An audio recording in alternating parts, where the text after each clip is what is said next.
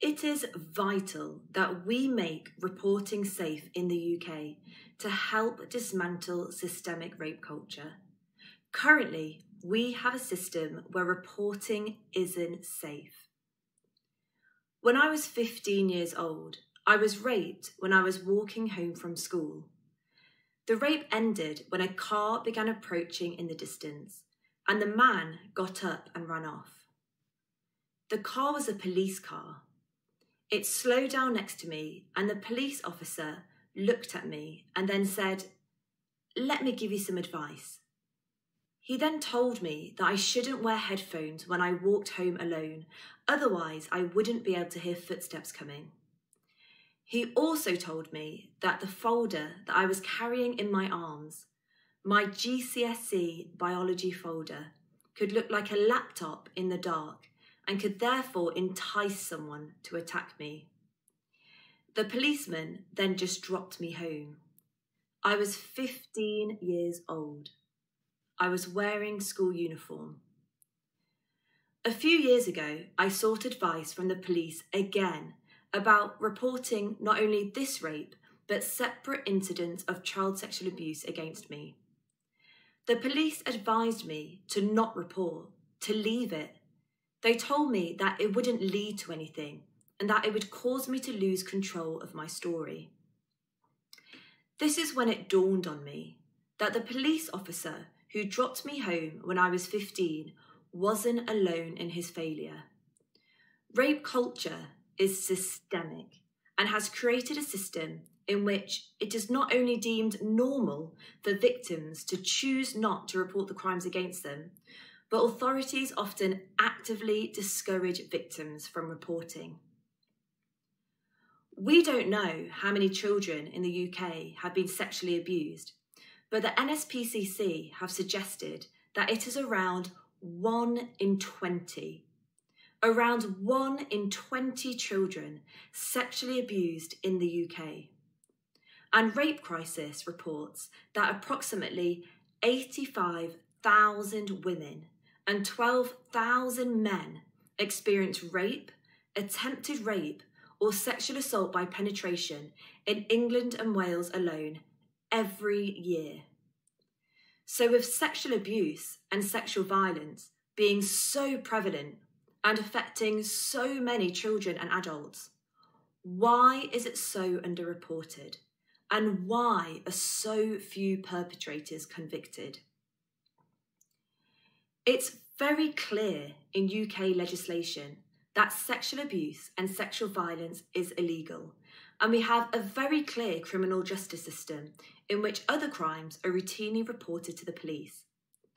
But sexual abuse and sexual violence are not taken seriously, and children and adults are actively discouraged from reporting. This is down to rape culture. Rape culture is the cultural norms and institutions that protect rapists, shame victims, promote impunity, and demand that women make unreasonable sacrifices to avoid sexual assault. Rape culture exists because we live in a system dominated by patriarchal power with the institutions that develop to support it. Rape culture pervades every part of our lives. Mainly young girls and women are told, don't drink, don't travel alone, stick to well-lit streets, don't flirt, be alert, don't wear headphones, don't walk in the dark. The onus on women to change their law-abiding behaviour and go out of their way to avoid sexual violence is not only wrong, but also creates limitations on women's lives and opportunities. And even though women, men, and children are raped wearing a variety of clothing, and there is no evidence suggesting that a person's outfit means that they are more or less likely to be a victim of sexual violence, girls and women are still blamed for being a victim of rape or sexual assault if they are wearing a short skirt. Let's be clear, rape predates the miniskirt. But one of the pillars of systemic rape culture is the narrative around reporting. As things stand, it is not the norm to report. Critics argue that men's lives are so often ruined by fake reports or women's malicious lies. But the reality is that most people who have been raped or sexually abused don't tell the police, and those who do risk huge repercussions. The Guardian recently reported that less than 2% of reported rapes lead to a charge in England and Wales. This is a catastrophe. This is a statement that we don't view sexual abuse and sexual violence as a serious crime, and we are happy for perpetrators to walk free and reoffend time and time again. So where does systemic rape culture begin? In England, even though schools have their own safeguarding procedures, and even though they are told that they should report concerns about a child's welfare, there is no general legal requirement on those working with children to report known or suspected child abuse or neglect. In a government consultation document in 2016, the possible introduction of a statutory mandatory reporting duty was discussed. This duty would require specified practitioners or organisations to report child abuse or neglect if they knew or had reasonable cause to suspect it was taking place, with sanctions for failure to report. Mandatory reporting was dismissed as ineffective by respondents who argued it would divert attention from the most serious child abuse cases and that mandatory reporting may discourage children from coming forward.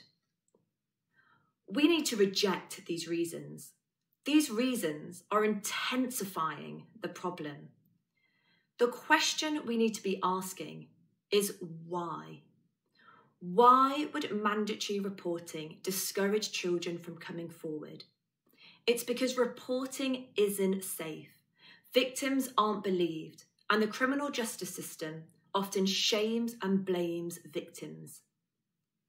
With a majority of child sexual abuse cases being committed by someone known to the child, often a family member, perpetrators are often given priority over the protection of the child, heightening the power imbalance between victim and perpetrator even more.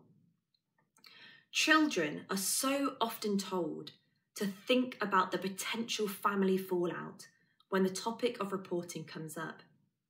Let's be clear, it is not the victim's responsibility to think about the family fallout.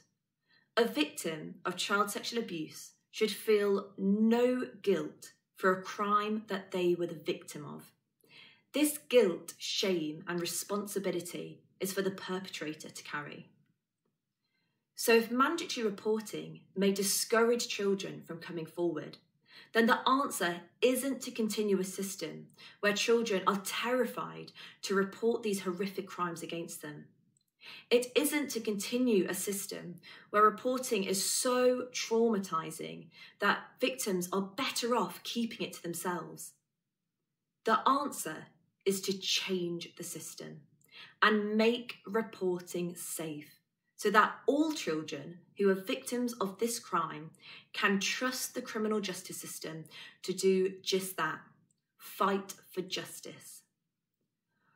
We won't change the statistics around sexual violence unless we strive for mandatory reporting in schools where systemic rape culture begins. It's about changing the culture and acknowledging that sexual abuse and sexual violence is a crime. It's about fighting for a society that isn't okay with perpetrators of child sexual abuse and sexual violence walking free. Mandatory reporting in schools would save lives, and we need to fight for the safety of every child. We have then created a narrative for adults that purports to support survivors, when in fact it is protecting rapists and promoting impunity. Adult survivors are often told to not report, with many people saying, well, reporting isn't for everyone, or what's the point? It won't lead to anything. We need to make it so that there is a point. We need to make it so that reporting is safe. We need to train our institutions so that victims are acknowledged, listened to, believed, so that victims aren't judged, blamed, or invalidated, so that our response places all responsibility on the perpetrator. In the UK, we are openly discussing mental health more and beginning to break the stigma around mental health. Yet for victims of child sexual abuse and sexual violence, crimes that impact victims' mental health in a huge way, with many victims suffering lifelong PTSD and other mental health difficulties, we are yet to scratch the surface in breaking the stigma. If we use our voices and share our stories, then we're told, well, not all men rape, or not all men sexually assault. This statement, not all men, completely misses the point. The statement, not all men, is a way to turn a blind eye to the huge numbers of children and adults who are sexually harassed, assaulted, and raped every year. The statement, not all men, is unhelpful and highlights how people are more interested in discrediting and dismissing the voice of survivors than talking about the violence and discrimination mainly women and children face. There are millions of victims living in the UK today who are having to deal with their responses to trauma on their own, who have been shamed and blamed for being a victim of a crime. Underreporting of sexual abuse and sexual violence is a national crisis and a key pillar of systemic rape culture in the UK. Only when reporting is safe and therefore becomes the norm will we save lives and begin to dismantle rape culture.